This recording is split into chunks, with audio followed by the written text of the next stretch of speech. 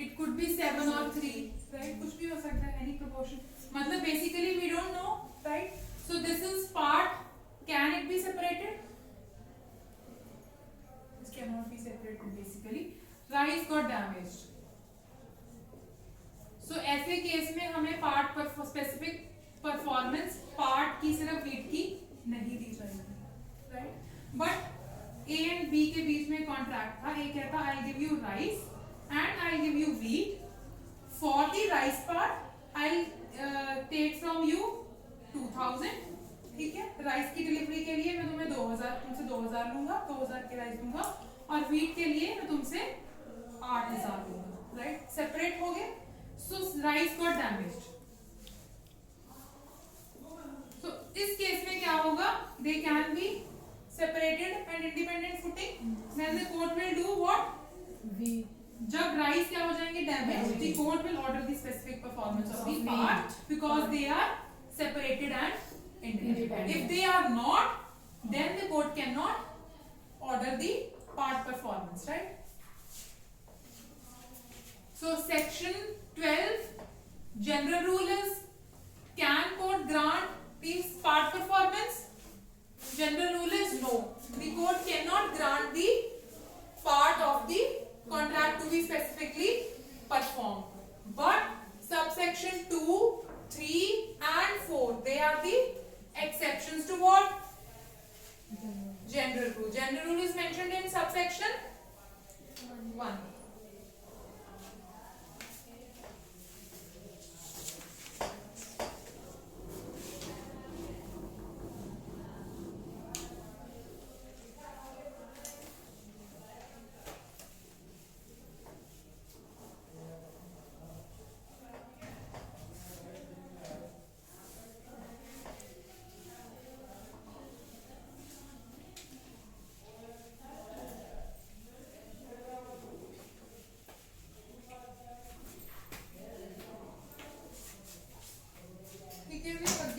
Section 13.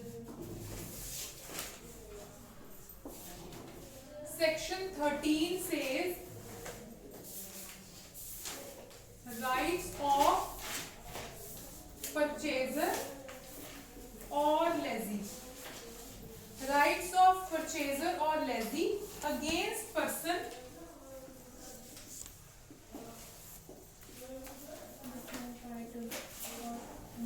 with no title or imperfect title.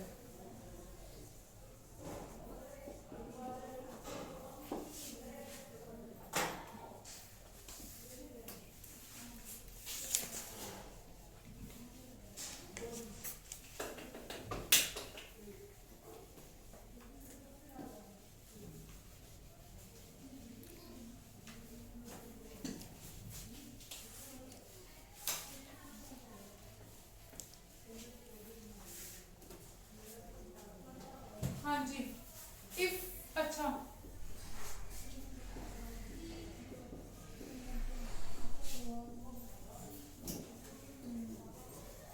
what is this a Latin phrase nemo that quit non habit? सुना है? बोलो बोलो. सुना तो नहीं सुना? सो का पढ़ा नहीं? It says nobody can pass a better title than he himself has. मान लो कोई प्रॉपर्टी है X. This is the property.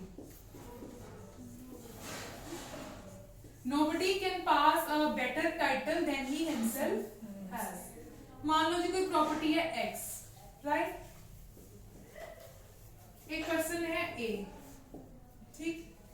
ये ओनर है किसका? प्रॉपर्टी का. सो क्या ये इस प्रॉपर्टी का ट्रांसफर कर सकता है? बेसिकली हम ये मान लेते हैं, क्या ये प्रॉपर्टी को सेल कर सकता है? The answer is yes, obviously he can. He has the right to property.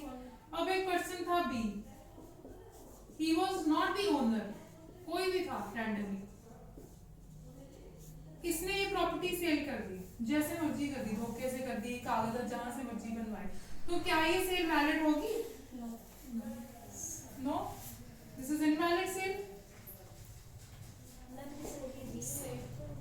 B owner नहीं सीगा, B was not the owner and he sold the property X to some person X Y Z जो भी है। सो ये cell क्या रहेगी हमारी? Invalid रहेगी, वैलिड सेल तो नहीं है, बिकॉज इसके पास तो कोई अथॉरिटी नहीं थी, नीदर ही वाज ओनर और neither he has any authority, right? So this is invalid. So इस केस में क्या होगा? जो परचेजर होगा व्हिच इज जेड, उसके राइट्स की हम यहाँ पे स्टडी करेंगे कि उसके राइट्स क्या हैं। क्या उसके पास कोई राइट होगा या कोई राइट नहीं होगा उसके पास?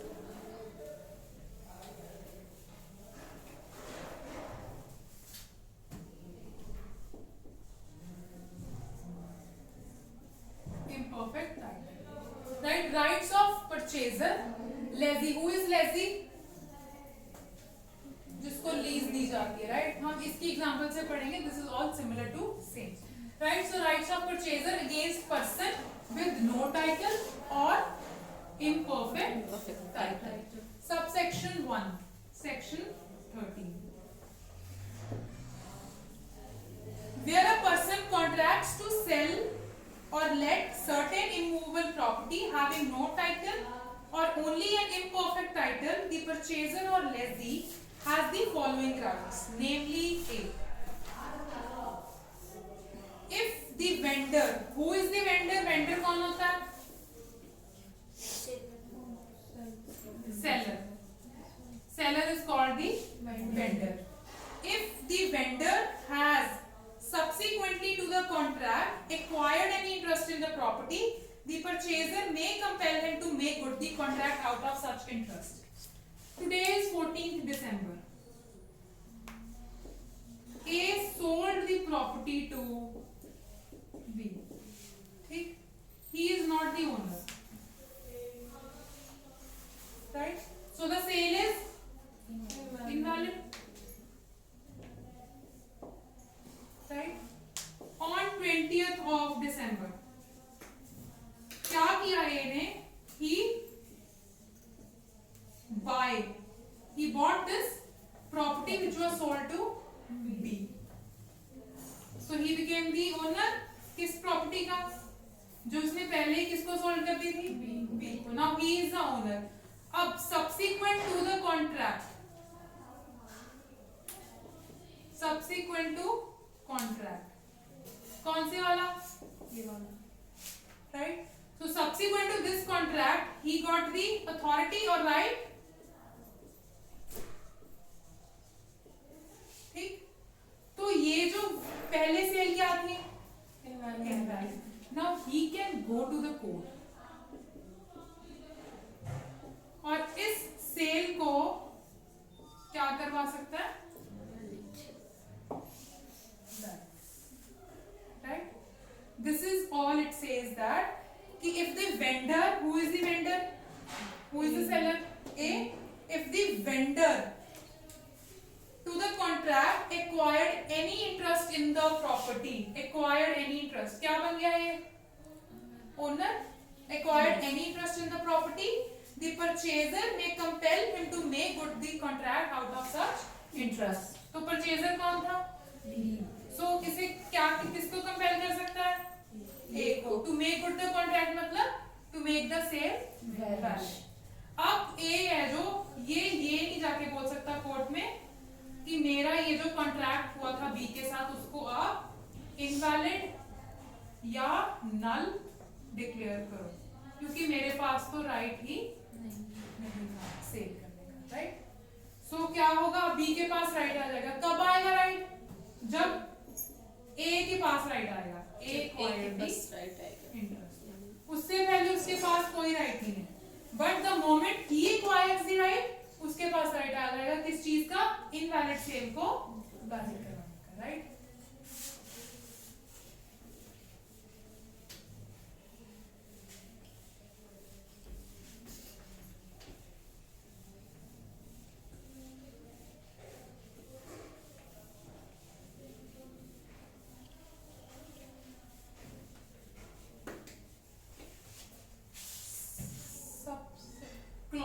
of subsection 1 of section 13, where the concurrence of other persons is necessary for validating the title and they are bound to concur at the request of the vendor.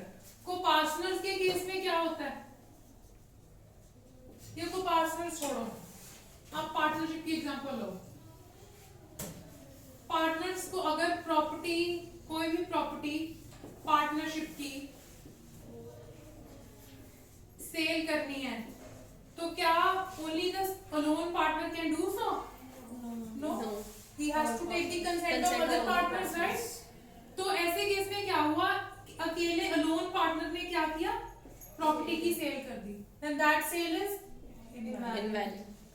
तो जो बायर होगा उस प्रॉपर्टी का, वो क्या बोलेगा इसको जिसने सेल की कि जा भाई अपने दूसरे पार्टनर से क्या लेके आ, कंसेंट लेके आ और मेरे टाइटल को क्या कर, this is in section clause B of subsection 113, राइट? दिस इज ऑल कि कंसेंट लेके आओ पहले और फिर मेरे टाइटल को क्या करो, आप वैलिड करो. फर्स्ट केस में क्या था कि he himself acquired the interest. इस केस में क्या कंसेप्ट है, कंसेंट. उसमें क्या था, the person himself acquired the interest, right? In this case the buyer will compel to who, vendor या seller कि get the consent, right? उसके बाद है 3C, when the vendor professes to sell unencumbered property. A ने property soul की B को, ठीक है, X. ये प्रॉपर्टी की क्या थी nature, unencumbered. What is unencumbered? गिरवी रखी हुई थी वो किसी के पास प्रॉपर्टी, चार्ज था प्रॉपर्टी, इट वाज गिरवी टू समवन एल्स, या कर्जा था उस प्रॉपर्टी पे, आप बेसिकली मान लो, राइट? कर्जा देख लो जी हिंदी में, ठीक है जी. तो प्रॉपर्टी क्या थी, X. इनकम्बर्ड प्रॉपर्टी थी, गिरवी थी किसी पर्सन के पास. तो इसने इसको बोला जब प्रॉपर्टी सोल्ड की कि द प्रॉपर्टी इज अनइनकम्बर्ड, कि उस पे कोई कर्जा नहीं, किसी के पास वो गिरवी नहीं है, राइट? बी को पता चल गया जब उसने प्रॉपर्टी खरीद ली, राइट? अब उसका कोई टाइटल है उस बंदे से पहले जिसके पास वो गिरवी है? No. His right will be secondary to, right होगा बट सेकेंडरी होगा. फर्स्ट राइट किसका है, जिसके पास वो पहले गिरवी रखी हुई है, राइट? तो बी इसको बोलता है कि मैंने तेरे को पैसे दिए हैं, I have paid you the purchase money, ठीक है? तो इसी परचेज मनी से क्या कर, इस प्रॉपर्टी को फ्री कर दो. और मेरी जो वो है टाइटल है उसको क्या कर, this is all.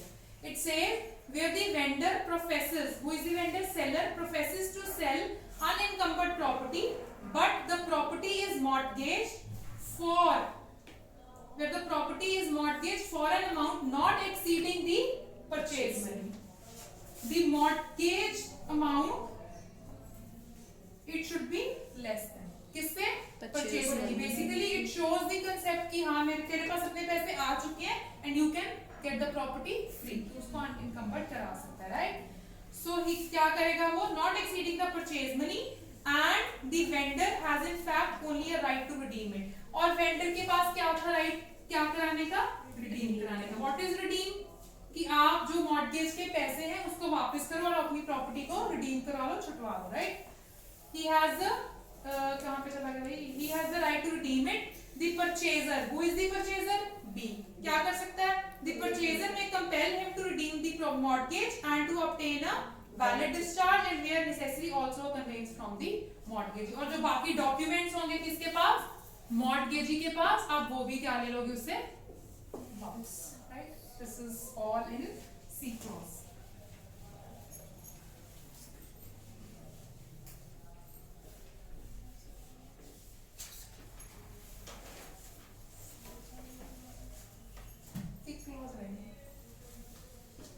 D, where the vendor or lessor sues for specific performance of the contract and the suit is dismissed.